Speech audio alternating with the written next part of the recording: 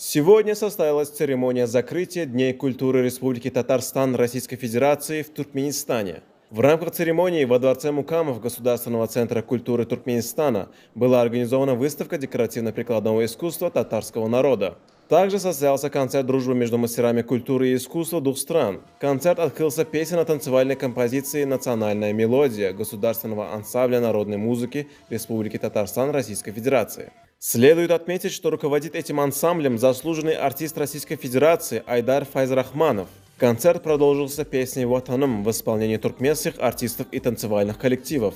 Песня «Мелегуш» в исполнении туркменских артистов вызвала восторг у зрителей, в том числе и у гостей.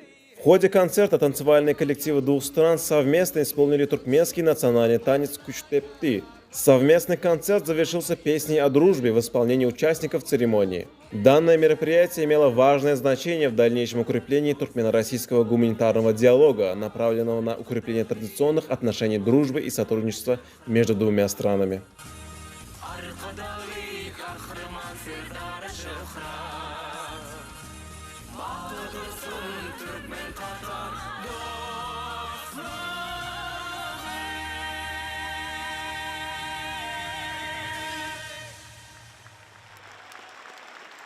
Hürmetli tomoshachilar, qadrli do'stlar, hurmatli туганнар, Turkmeniston һәм Россия Федерациясенең Татарстан Республикасы сәнгать әһелләре концерты шуның белән ахырына якынлашты. Безне шулай җылы кабул иткәнегез өчен сезгә бик зур рәхмәт.